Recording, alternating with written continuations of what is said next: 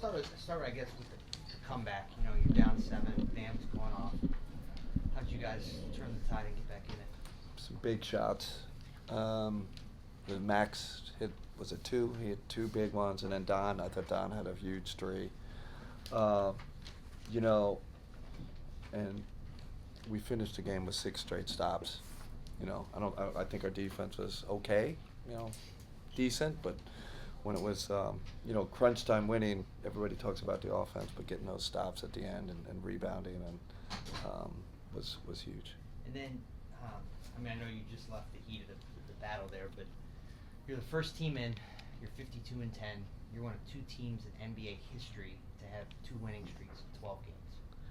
Joe, I love when you tell me stats like that. It's 3. I love it because How did you guys get here? I don't know. I mean, we got, we've talked about it, Joe. We got great talent, great continuity, and great togetherness. I mean, you take those 3 things, and it seems like, everything's kind of gone our way, right? This year, it's funny, so is there some luck? Sure, there's luck. When you do this, there's got to be luck because it's so hard to win in the NBA, and we've stayed healthy. We played game. Tyler Hero's out tonight. Like we have had some fortune. Let's be honest. So all those things in a tumbler, and that's the kind of season we're having. But it's special. Like this is really special. We know what we're going to be judged on, but we have to enjoy this. We have to enjoy this a season like this. Coach, we talked about it before the game, but Spo made things a lot more difficult than we may have thought coming into tonight's game, especially with how many players they had out. What specifically stood out to you on what he adjusted with? Their zone, obviously. It's my coach in college used to say, zone is a talent equalizer. So zone can makes you hesitate a little, makes you, if you're not, and then you start missing shots. Probably knew we're in three games and 4 nights, and it's a brilliant tactical move. He's done it for a long time in the NBA, and they play great. Like I got to really tip my hat. They're shorthanded, typical Heat stuff, shorthanded, toughness, resiliency, guys playing over their head, Bam going off. But it's not like we didn't expect it. It wasn't like, oh yeah, this is the Heat, we're better than them. But like we have a better record. We knew it was going to be a fight. Sure enough, it was. But it was, good to win a tight game against this team. And obviously, a lot of people are going to talk about the scoring aspect of it. But when you are going down against a team that's playing a little bit sporadic, has the zone, and you have to find different ways to find your offense. Darius had 6 of his 10 assists in the 4th quarter. How stabilizing was he for you guys tonight? Yeah, he's such a talented passer, again, zone is a little bit different. You're 99% of the time in the NBA, you're facing man sets. I thought the play he made, the assist he made to DeAndre in the pocket. DeAndre, we ran our flat play. He got in the pocket and rolled, and DG just put it right in there in a tight space, and then DeAndre hit the little floater. I thought that was, the threes were huge, but that was the assist of the game, play of the game for me. Yeah. What can it do for a team when you are, as you mentioned, the 3rd game in 4 nights, down by 7 in the 4th quarter, having to sort of maybe dig a little bit deeper to find a way to get a win at this point in the season?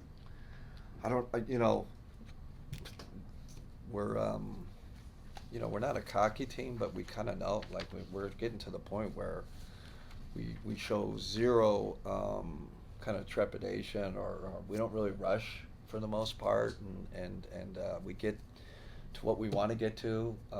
We get to our set, or we get put ourselves in good position, and we have obviously defensive chops, right, with the talent we have, but and that goes to our leaders, right? Like I think Don and DG and Evan, they just have their that's that continuity I was talking about. They know each other, they know where we want to get it, and it's rare we come out and say, oh man, that was, what kind of execution was that, or we're taking crazy shots.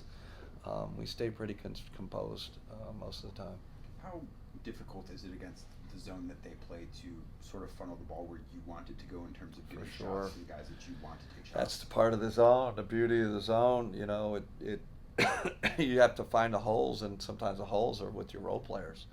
And you know, we got DeAndre at that high post a lot, and you know, they were kind of willing to live. You know, sometimes you say, hey, I'd rather have that than a Donovan 3 or a DG pick and roll. So it's just good strategy. We do it too.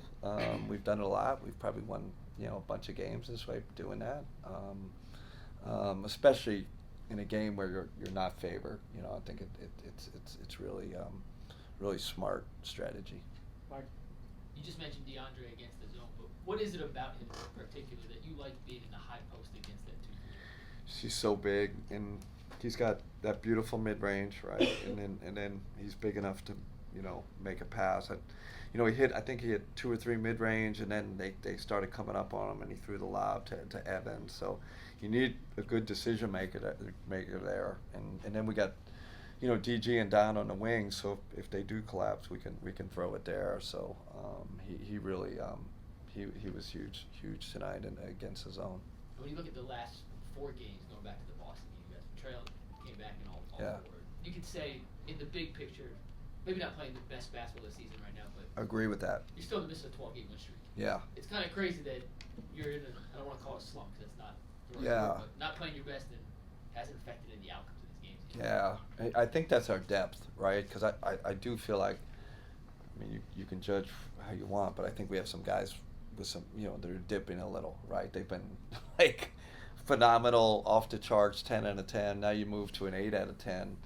And you know, there's been a little dip in some performances from our top guys, but I think our the DeAndre Hunters, the Sams, the Ty Jerome, they you know, that's part of the story, right?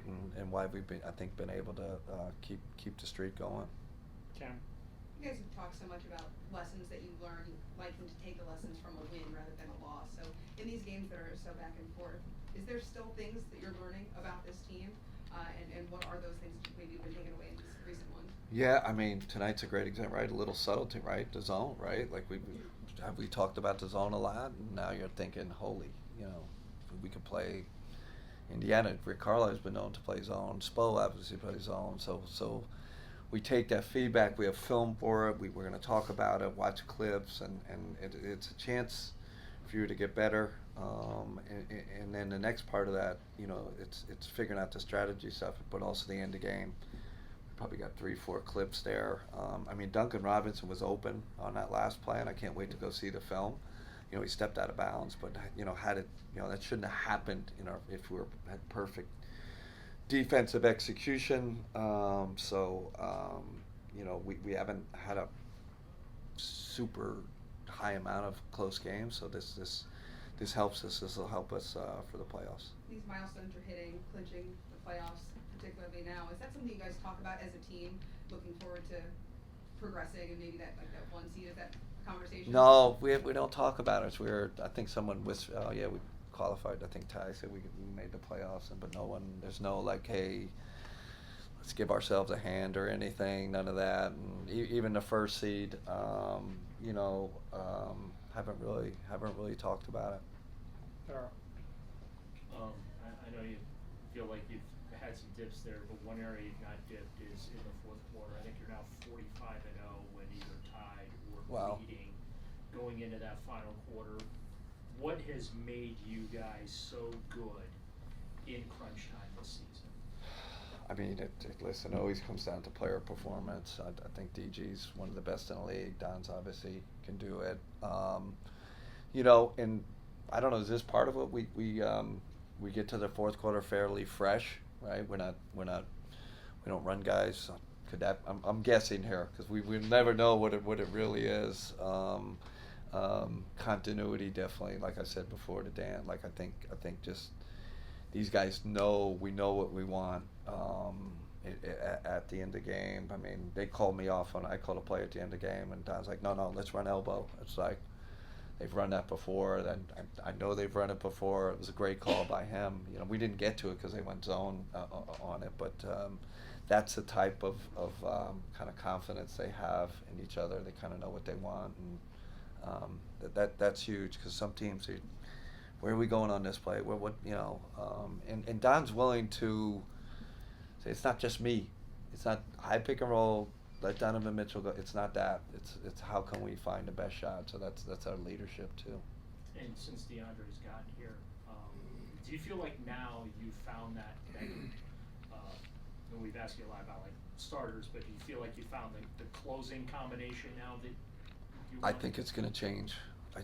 Because we really debated keeping J.A. and because they had Kyle Anderson and Bam out there, and man, we could really protect her. Kyle's not a shooter, so we but we're down. Usually when you're down, we said, oh man, they got 4 guards out there, and we decided to go small, and it's a real debate. I don't think you can say that we've decided it's gonna change game to game depending on how the game's going, who's out there. Jimmy. Kenny, on that point, you've known Jarrett for a long time. You know how much of a competitor he is. How hard is it to keep him off the floor in fourth quarters when you know how badly he wants to be? Yeah, it's hard. It's hard, but he understands. He's so smart. They got 4 guards running out there, and that's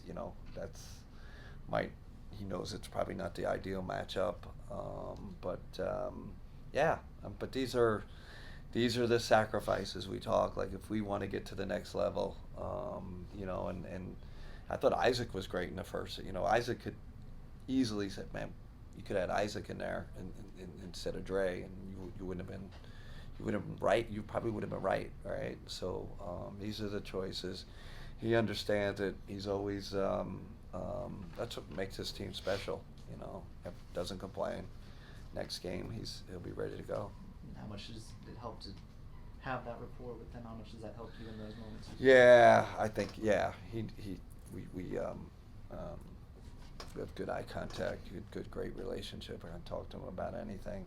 It's huge. Yeah, I think if I was a new coach, it'll probably be like, oh man, he doesn't trust. You could go down that road. He knows